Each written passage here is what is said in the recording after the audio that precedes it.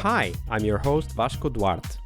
Welcome to the Scrum Master Toolbox podcast, where we share tips and tricks from Scrum Masters around the world. Every day, we bring you inspiring answers to important questions that all Scrum Masters face day after day. Hello, everybody. Welcome to one more week of the Scrum Master Toolbox podcast. And this week, joining us from Malmö in Sweden is Oskar Collin. Hi, Oskar. Welcome to the show.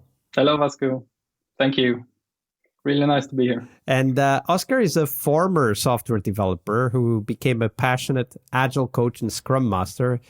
He did so mainly because he felt he was better at helping teams working together than building software. I find that very familiar. I became a project manager for very much the same reasons.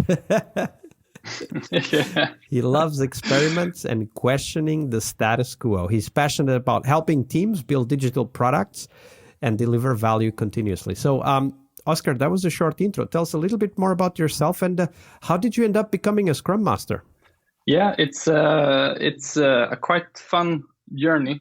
I originally started out as a musician, so I've always been in teams, so to say, in different businesses. So I started as a musician, but it's really hard work playing music and living out of, playing for audiences and living almost day by day. And not to mention the record industries is quite hard to get into. So I started to look for other areas. And the first thing that came to mind was my love for computer games. And that is where I think my interest in programming originated from. So I ended up studying computer science, but it was really boring. It wasn't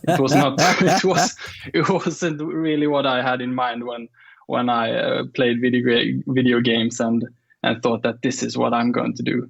And I've never been really good at math. Programming wasn't really easy, but I managed. But this was around the time where Android and iOS became really, really big, and I saw an opportunity to jump on an educational program for iOS and Android programming. So I dropped out of the computer science program and started to building iPhone apps. So, and after that, I got a job at a startup.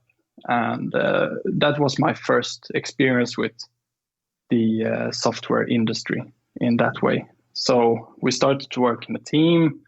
There were no processes. There were just the startup founders, and they just wanted to get shit done.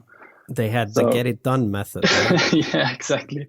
So it was just you got into the office in the morning and you just sat there programming, and you had some sort of, I wouldn't call it backlog. It was just, or maybe it was a list of things that we needed to do, but there were no discussions about it. We didn't break anything down. We just sat there and did things. So you could see us as a team, but we were more like just random people sitting together working on the same product. So, but as time went by, the startup announced that they were cutting down on people. So I was one of the people that was let go. So that was also maybe not the best first experience of the software industry. But then I got hired by a consultant agency here in Malmö, and they specialized on Agile software development. So when you get hired at this company, you have to get a Scrum Master certificate. So it's mandatory. Even though you're not going to be a Scrum Master, you have to have the same basic knowledge, so to say, about Scrum in this case. So that's where I ended up falling in love with Scrum, so to say. And then in the long run, I fell in love with this whole culture and mindset thing about Agile ways of working and how to form effective collaborations and so on. So that is my short version of my journey from musician to software developer to Scrum Master.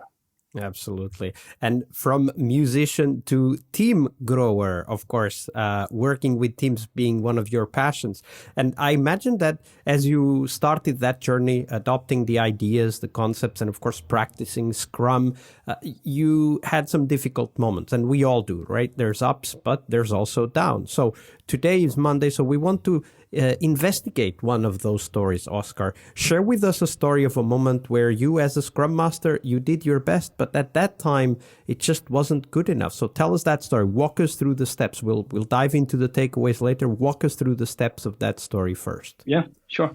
So one thing that came into mind was the team I worked with for quite a long time, a couple of years actually, in different constellations, of course. So I started in this team as a software developer, and then transitioned as I switched to the Scrum Master role into their Scrum Master.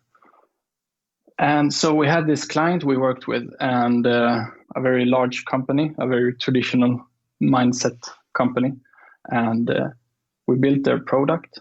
And for a very long time, it was really, really hard to form a good collaboration with them, both because they were in a different country, not a different time zone, but the distance was a huge problem.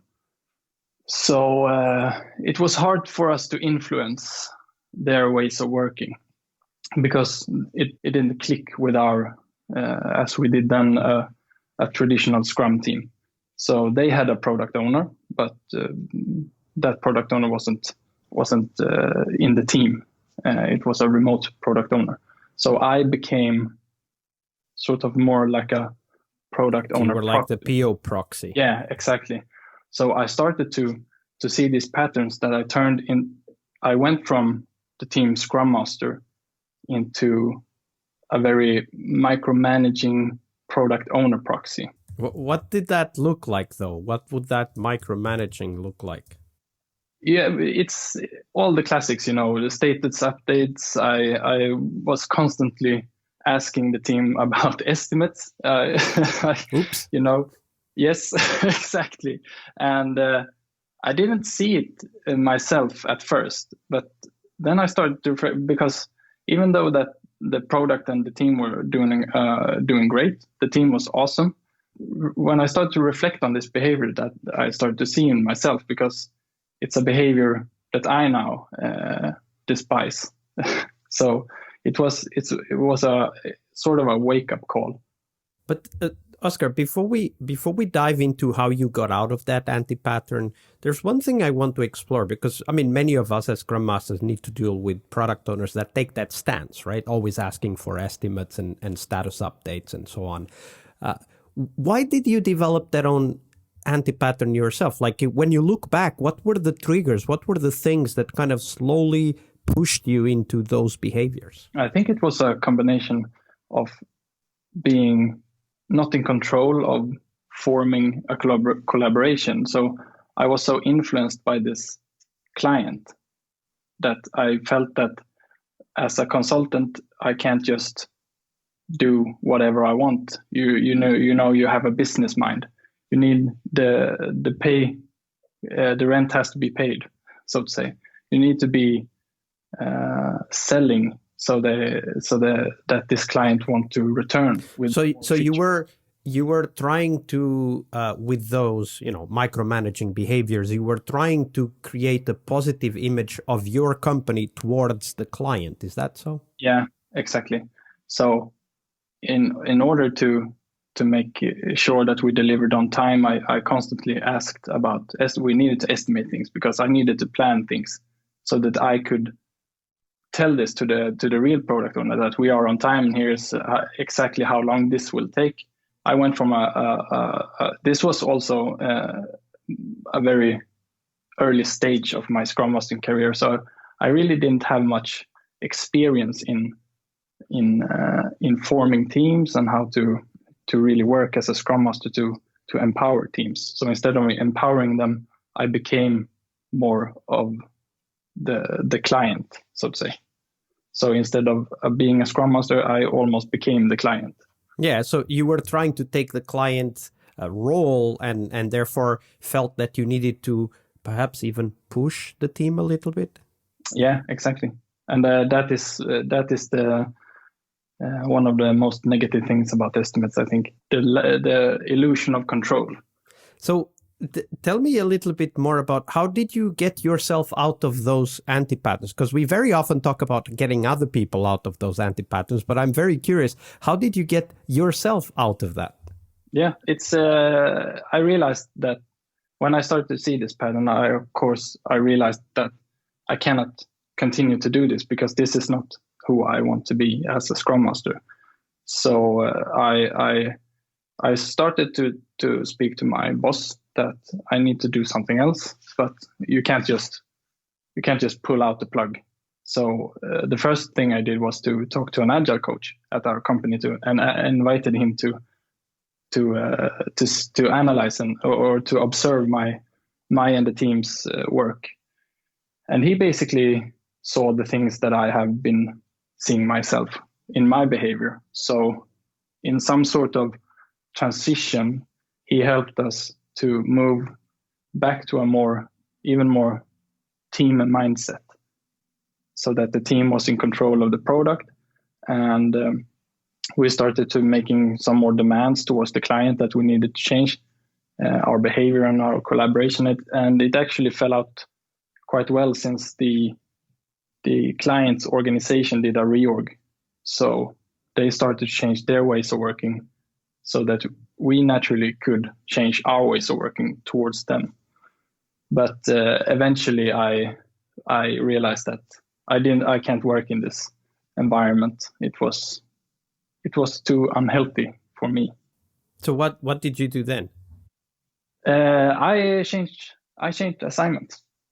So I got a new assignment, and eventually I quit because I saw the same pattern, not in me, but in the clients.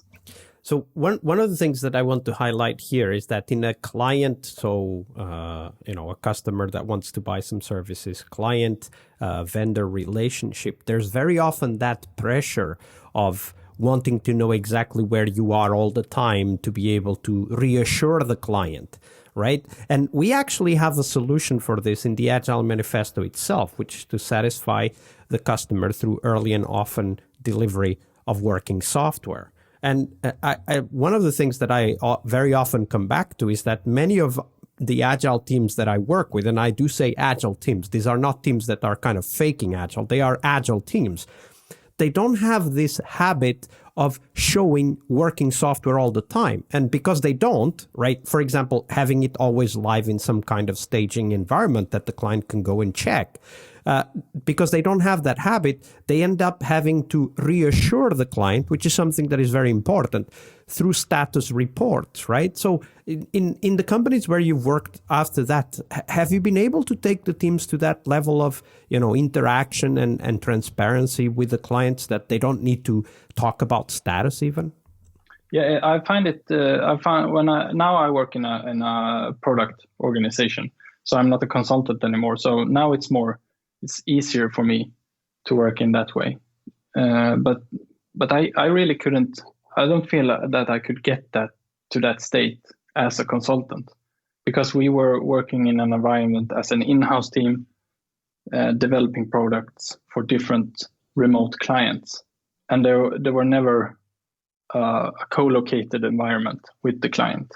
It was really hard to have a natural transparency without all these, gyro boards and status updates and clients working in very non-agile environments. And that's a challenge for all of our Scrum Masters out there listening to us. How can we show progress without status reports? That's a great challenge. Maybe there's an episode, a bonus episode on that topic. Thank you for sharing the story, Oskar. Yeah, of course. Monday is about what we learn from our obstacles and our failures. But tomorrow is Team Tuesday here on the Scrum Master Toolbox podcast. We explore teams and their journeys, the habits they develop that threaten their performance, how each of our guests help their teams evolve, and the one key lesson they learned from that experience. We really hope you liked our show. And if you did, why not rate this podcast on Stitcher or iTunes? Share this podcast and let other Scrum Masters know about this valuable resource for their work. Remember that sharing is caring.